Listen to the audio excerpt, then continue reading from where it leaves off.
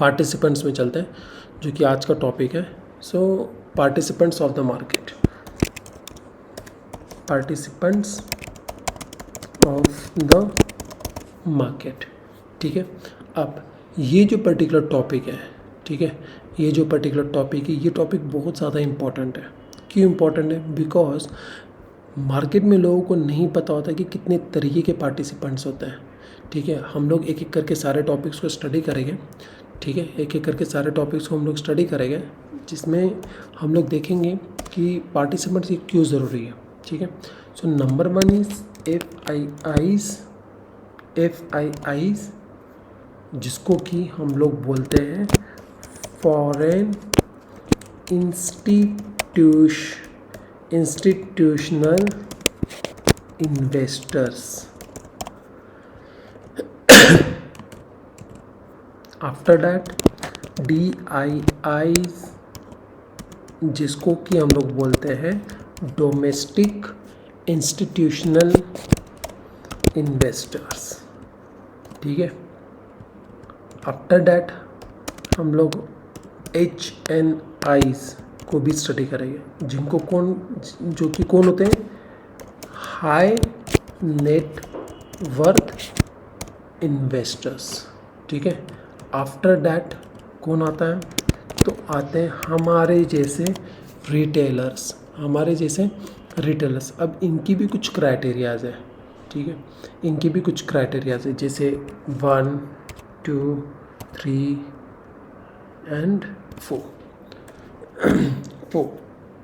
अलग अलग तरीके की क्राइटेरियाज़ है। अब हम लोग एक एक करके सारे क्राइटेरियाज़ देखेंगे और सबसे पहले ये चीज़ स्टडी करेंगे कि ये जो मार्केट के पार्टिसिपेंट्स हैं, इनका मार्केट में एक्चुअली रोल कितना है, ठीक है। अब ये चीज़ समझते हैं।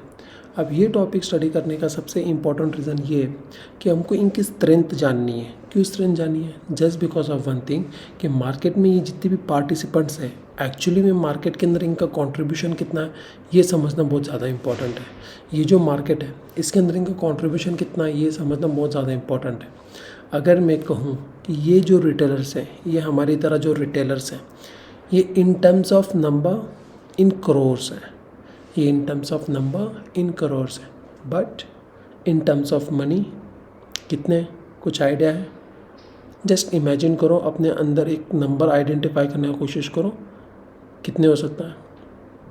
नहीं, किसी को नहीं पता। इसीलिए हम लोग ये टॉपिक को कवर अप कर रहे हैं, जिससे हमको पता चल जाएगा बेसिकली कि मार्केट के अंदर हमारा डोमिनेशन होगा या इनका डोमिनेशन होगा। अब ये जो वर्ड मैंने यूज़ किया कि डोमिनेशन क्यों होगा, just because of one thing, कि मार्केट में जिसका पलड़ा भारी होगा, मार्केट उसके डायरेक्शन में ज़्यादा चलेगा रैदर दैन हमारे डायरेक्शन में।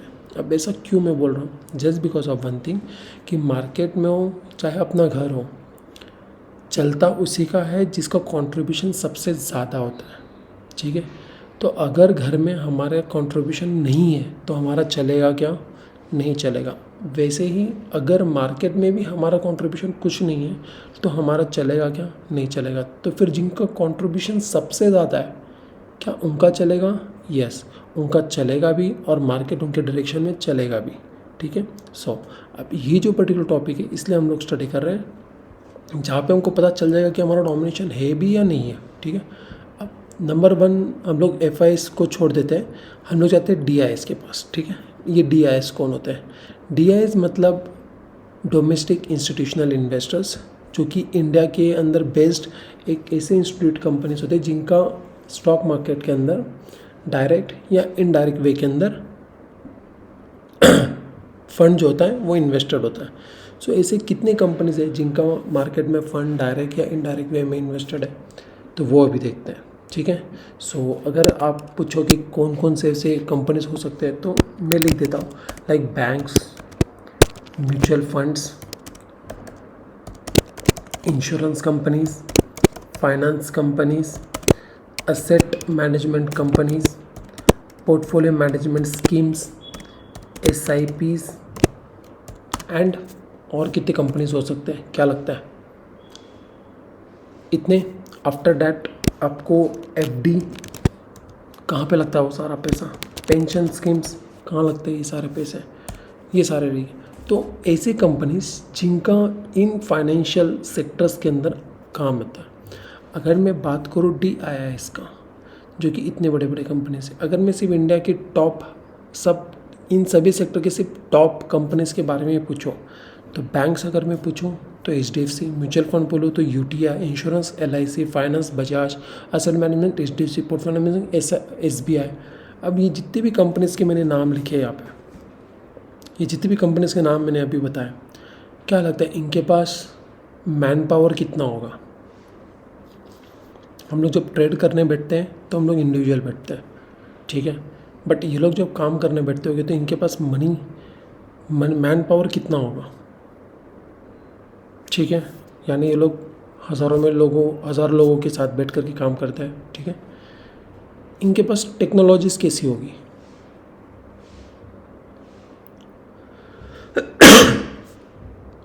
इनके पास फंड्स कितने हो गए? इनके पास सॉफ्टवेयर्स कैसे हो गए? इनका एक्सपीरियंस कैसा होगा? इनका नॉलेज कैसा होगा? क्या इन सभी पैरामीटर्स को आइडेंटिफाई करने के बाद हम अपने आप को कहाँ खड़ा पाते हैं इनके सामने?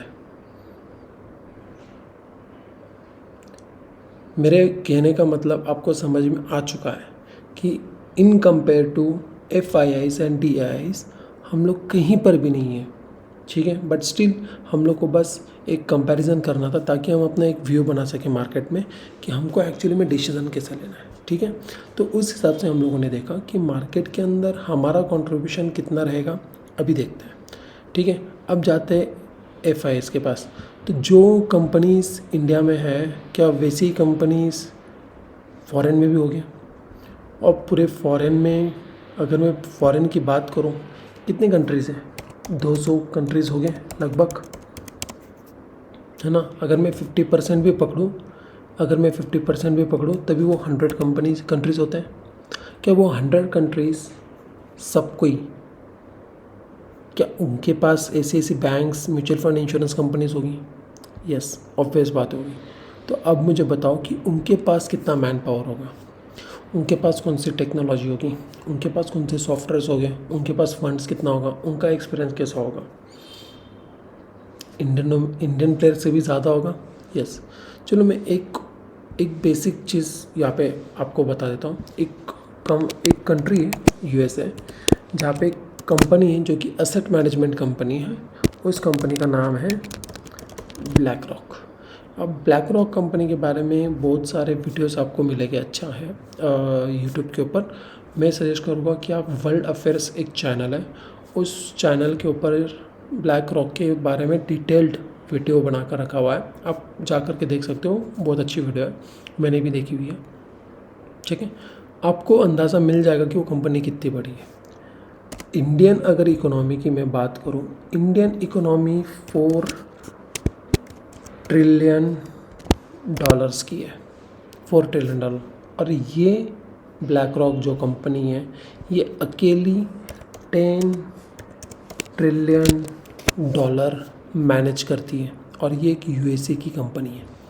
मतलब ये कंपनी USA की है और एसेट मैनेजमेंट कंपनी, और अकेले $10 ट्रिलियन मैनेज करती है।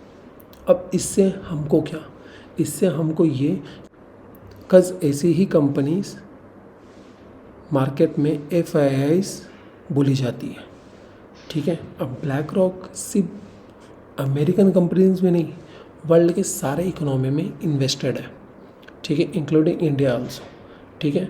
और सिर्फ मैं ब्लैक रॉक की बात नहीं करूँगा, इसकी कॉम्पिटिटर्स बहुत हैं, JP Morgan Stanley, Berkshire Hathaway, ठीक है, गोल्डमैन सैच, ये सभी USA कंपनी है, और ये मोर देन $35 ट्रिलियन मार्केट में इन्वेस्टेड है, ठीक है। तो आप एक अंदाज़ा लगा सकते हैं कि इनके पास कितना पैसा है, ठीक है। अगर मैं बात करूँ तो मार्केट की तो सुपर जायंट प्लेयर तो ये हो गए FIIs। यस, मार्केट के सुपर जायंट प्लेयर जो है वो है FIIs, ठीक है। FIIs काफ़ी सुपर जायंट है। अभी तो सिर्फ एक कंपनी का नाम लिया ना, ऐसे कितनी कंपनीज़ हैं पूरे वर्ल्ड में, बट इसके एग्जांपल्स हमको एक चीज़ समझ में आया कि मार्केट के अंदर FIIs जो है ये बहुत बड़े प्लेयर्स हैं, ठीक है। कंपेयर टू इंडियन प्लेयर्स ये काफ़ी बड़े प्लेयर्स हैं, ठीक है। अब DIIs भी बड़े प्लेयर हैं, इनसे छोटे हैं बट स्टिल स्ट्रॉन्ग प्लेयर है, हेल्दी प्लेयर है। अब HNIs कौन है? HNIs like Rakesh Jhunjhunwala types लोग, ठीक है, मोर और लेस लाइक 1000 CR से लेकर लाइक 20 CR वाले लोग, 20,000 CR वाले लोग, ठीक है। अब ये सब मैं क्यों बोल रहा हूँ, just because of one thing, क्योंकि मार्केट में जो हाई नेटवर्थ इन्वेस्टर्स होते हैं, ठीक है, इनका भी पोजीशन मार्केट में बहुत ज़्यादा इंपॉर्टेंट होता है। ये जब भी मार्केट में कुछ फंड्स लेकर आते हैं तो बाय डिफ़ॉल्ट इनका भी रिएक्शन काफ़ी ज़्यादा होता है, ठीक है। तो हम लोग इनके बारे में भी स्टडी करेंगे और ऐसा समझ के चलो कि मार्केट में दो हाथी है, एक ये जो प्लेयर है, ऐसा समझ के चलो कि ये मार्केट का घोड़ा हो गया, ठीक है, इम्पॉर्टेंट है लेकिन हेवी प्लेयर है। अब आते हैं रिटेलर्स पे। अब रिटेलर की ये जो क्राइटेरिया है, ठीक है, ये जो पर्टिकुलर क्राइटेरिया है, अगर मैं आपको इसके बारे में बताऊं, इन डिटेल्स अगर बताऊं, तो ये जो प्लेयर है, तो कुछ ऐसे रिटेलर्स हैं जो कि 100 से लेकर 500 करोड़ लेकर के बैठे हैं। ये ऐसे रिटेलर्स हैं जो कि 5 से लेकर के 50 करोड़ का फंड लेकर के बैठे हैं। ये ऐसे रिटेलर हैं जो 5 लाख से लेकर 50 लाख का फंड लेकर के बैठे हैं। एंड फाइनली हमारे जैसे जो लोग हैं जो कि 5,000 से लेकर 50,000 का फंड लेकर के बैठे हैं।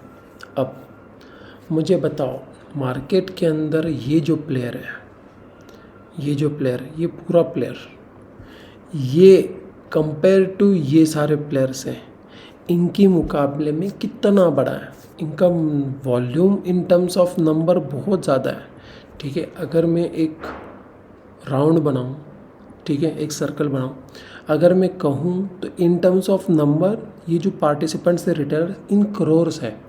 इंडिया में more than 14 crore demat account बने हुए हैं, उसमें एक्टिव 7 to 8 करोड़ है।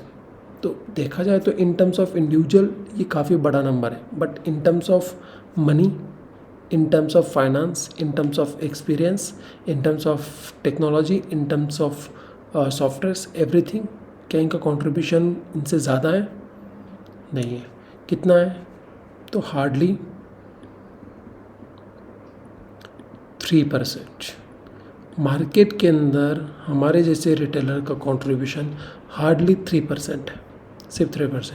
रिमेनिंग 97% कॉन्ट्रीब्यूशन किसका है? तो मार्केट के अंदर 97 कॉन्ट्रीब्यूशन है इन लोगों का। तो अब ये टॉपिक देख करके हमें क्या चीज़ समझ में आता है कि मार्केट के अंदर ये जो प्लेयर है, FIIs, DIIs, HNIs, ये मार्केट की कौन से प्लेयर हैं? तो ये मार्केट के सुप्रीम प्लेयर हैं, ठीक है। हम लोग बेसिकली मार्केट के जो सुप्रीम प्लेयर है वो किसे मानते हैं? Supreme player of the market. ये कौन है? तो ये है FIIs, DIIs एंड HNIs, ठीक है। ये सुप्रीम प्लेयर है मार्केट के, ये सबसे ज़्यादा सुप्रीम प्लेयर है। बेसिकली पूरा मार्केट ये लोग ही चलाते हैं, ठीक है। तो इफ़ अगर मार्केट को ये लोग ही चलाते हैं, तो मार्केट के अंदर अगर आज कोई मार्केट ऊपर जा रहा होगा तो ये किसके बदौलत जा रहा है? तो ये सुप्रीम प्लेयर्स के बदौलत। अगर मार्केट कहीं नीचे जा रहा होगा तो ये किसके बदौलत जा रहा है? तो इनके बदौलत। अगर मार्केट साइडवेज यानी एक ही रेंज में फंसा रहेगा तो किसकी वजह से हुआ? तो ये प्लेयर्स के बदौलत। ऐसा क्यों होता है? Just because of one thing, इनका जो मनी का फ्लो है, ठीक है, इनका जो मनी का फ्लो है ये जिस डायरेक्शन में रहेगा मार्केट उस डायरेक्शन में ट्रैवल करेगा। तो हम लोग कैसे पता करें कि आज इनका मनी का जो फ्लो है वो किस डायरेक्शन में? सो बेसिकली हम लोग एक डेटा स्टडी करते हैं, ठीक है। हम लोग बेसिकली एक डेटा स्टडी करते हैं, डेटा एंड टेक्निकल्स। ये दो चीज़ है, ये दो अलग अलग चीज़ है, ठीक है। मार्केट में हम लोग कुछ डेटा स्टडी करते हैं और कुछ टेक्निकल्स देते हैं। बेसिकली ये डेटा और ये टेक्निकल्स किसका होता है? ये बेसिकली होता है FIIs और DIIs का। इनको देख करके, इनको स्टडी करके हम लोग मार्केट में अपना एक व्यू बनाते हैं।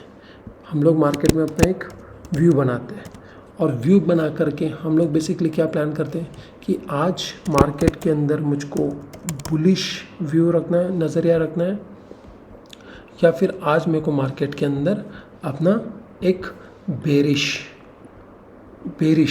व्यू रखना है, बेरिश व्यू रखना है। अब ऐसा क्यों?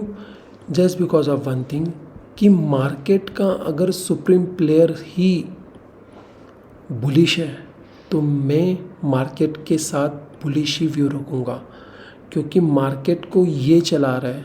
तो अगर मार्केट बुलिश है और अगर मैंने बेरिश कोई चीज़ सोचा है तो मार्केट में मेरा रिज़ल्ट नेगेटिव ही होगा। ये बात मुझको एक्सेप्ट कर लेनी है आफ्टर टेकिंग अ ट्रेड।